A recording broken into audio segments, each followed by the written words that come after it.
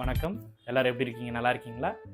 இன்னைக்கு நான் உங்களுக்கு ஒரு புது டிஷ்ஷோட எடுத்துட்டு வந்திருக்கேன். என்னன்னு பார்த்தீங்கன்னா, விட்டமின் ஏ வச்சு ஒரு அல்வா பண்ண போறேன். என்னடா விட்டமின் ஏ வச்சு அல்வாவா? என்ன சொல்றான் அவன்? அப்படின்னு நீங்க யோசிப்பீங்கன்னு தெரியும். விட்டமின் ஏனா ஒண்ணுமே இல்ல. நம்ம எல்லாருக்கும் ரொம்ப ரொம்ப பிடிச்ச கேரட் அல்வா. இந்த கேரட்டை வச்சு உங்களுக்கு எப்படி சிம்பிள் அண்ட் பெஸ்ட்டா எப்படி ஒரு அல்வா செய்யலாம் அப்படின்னு உங்களுக்கு செஞ்சு காட்ட போறேன். வாங்க நம்ம வீடியோல போய் கடகடன்னு கக்காஷி ஆட்டாக்கையை வச்சு ஃப்ளேமை ரெடி பண்ணி வந்து பார்த்தீங்கன்னா, நீங்கள் காய்ச்சின பாலோ காய்ச்சாத பாலோ எதுனாலும் ஒரு 1/2 லிட்டர். நான் வந்து 250 ml யூஸ் பண்ணியிருக்கேன். காரணம் என்ன, நான் கேரட்டே வந்து பார்த்தீங்கன்னா ஒரு 250 ml தான் யூஸ் பண்ணுறேன். 250 ml கேரட்டுக்கு ஒரு நல்ல க்ரீம்டு ஒரு 250 ml மில்க் நான் யூஸ் பண்ணியிருக்கேன். இது நல்ல பாயிலிங் கண்டிஷனுக்கு வந்தோம்னா இதில் நம்ம கேரட்டை போட்டு வேக வைக்க போகிறோம். பால் இப்படி நல்லா கொதிச்சு வந்துடுச்சு. இப்படி கொதிச்சு வந்த நிலையில் நம்ம என்ன செய்யலாம்னா, நம்மளோட கேரட்டை அப்படியே அலேக்கா உள்ளே போட்டுடலாம்.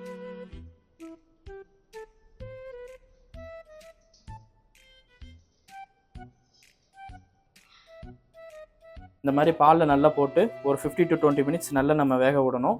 ஏன் பால்லே வேக விடணும் அப்படின்னா, நம்ம தண்ணியில் தனியாக பாயில் பண்ணி எடுத்தோம் அப்படின்னா ஒரு மாதிரி சக்கை மாதிரி ஆயிரும். அது மட்டும் இல்லாமல் நீத்து போயிடும். ஸோ அந்த ரீசனால் மட்டும் தான் கேரட்டை நம்ம இந்த மாதிரி பண்ணுறோம். இப்போ 50 to 20 minutes நல்லா வேக வச்ச கேரட்டை எப்படி வந்து பதம் வந்திருக்குங்கிறத லைட்டாக கையில் எடுத்து நசுக்கி பார்த்தா தெரியும். நல்லா வெந்திருக்கு. இப்படி வெந்து வந்த டைமில் நம்ம என்ன செய்யணும் அப்படின்னா, இதுக்கான சர்க்கரை, அதாவது 250 கிராமுக்கு வந்து நான் 250 ml அப்படியே அந்த சுகர் ஆட் பண்ணுறேன். 1:1 தான். நீங்கள் யாராவது கொஞ்சம் கம்மியாக யூஸ் பண்ணாலும் கம்மியாக யூஸ் பண்ணுங்கள். பட் ஆனால் நான் வந்து 1 கிலோனா 1 கிலோ, அரை கிலோனா அரை கிலோ, 1/4 கிலோனா 1/4 கிலோ. ஸோ அந்த மாதிரியான பதத்தை தான் யூஸ் பண்ணுறேன். அப்போ தான் வந்து நல்ல டேஸ்ட் வரும். இப்போ நல்லா சர்க்கரை வெந்து வர நேரத்தில் நம்ம என்ன பண்ண போகிறோம்னா, எலாச்சி பொடி, அது வந்து ஒரு டேபிள் ஸ்பூன் நான் வந்து யூஸ் பண்ணுறேன். ஏன்னா நல்லா வாசனை தரும், சூப்பராக இருக்கும் அதோட ஃப்ளேவருமே. இந்த மாதிரி ஒரு கண்டிஷனுக்கு வந்துடும். வந்ததுக்கப்புறமா நம்ம இதுக்கு மேலே கார்னிஷ் பண்ண வேண்டியதை பண்ணிவிட்டு நல்லா சூப்பராக கார்னிஷ் பண்ணுறதுக்கு நம்ம என்ன செய்ய போகிறோம்னா, ஒரு 3 to 4 tablespoon of GRT நெய், நல்ல பசுமையான நெய். நான் எங்கள் வீட்டில் எல்லாருமே ஜிஆர்டி நெய் தான் யூஸ் பண்ணுவோம்.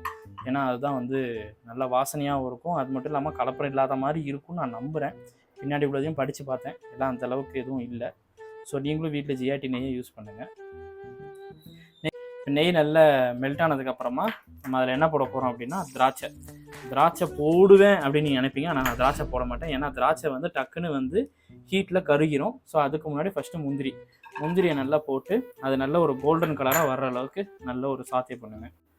இதுக்கப்புறமா தான் திராட்சையை யூஸ் பண்ணுவோம். திராட்சை இப்போ போட்டிங்கன்னு வச்சுக்கோங்களேன், அது அழகாக பலூன் மாதிரி சூப்பராக வந்து நிற்கும். இப்போ நல்லா ரெடி ஆகிடுச்சு. இதை நம்ம அப்படியே கொண்டு போய் இந்த இருக்கான் பார்த்தீங்களா, இவன் தலையில் அப்படியே கவுத்திட வேண்டியதுதான். சூப்பராக ரெடியாக இருக்குது. பார்க்கவே நல்ல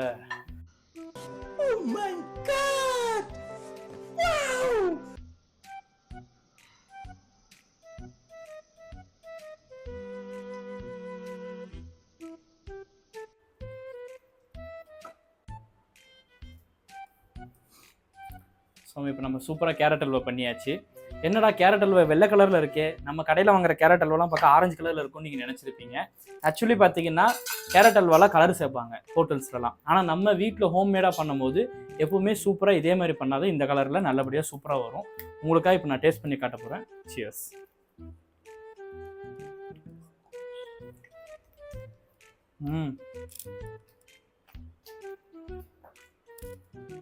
அந்த கலர், அந்த டேஸ்ட்டு, கேரட்டோட டேஸ்ட்டு, ஏலக்காவோட டேஸ்ட்டு, அந்த முந்திரி, இதோட நெய்யோட ஃப்ளேவர் எல்லாமே சூப்பராக வந்திருக்கு. நீங்களும் வீட்டில் ட்ரை பண்ணி பாருங்கள். இதே மாதிரி நிறைய வீடியோ எடுக்கிறேன். நீங்களும் என்னோட சப்போர்ட் கொடுங்க. எல்லா டிஷ்ஷுமே நீங்கள் ட்ரை பண்ணி பார்த்துட்டு என்னோட கமெண்ட்டில் கண்டிப்பாக சொல்லுங்கள், நீங்கள் அந்த வீடியோவில் நீங்கள் பார்த்த டிஷ்ஷை ட்ரை பண்ணீங்களா இல்லையான்னு. ஓகேவா? வேறு ஒரு வீடியோவில் பார்ப்போம். Bye by.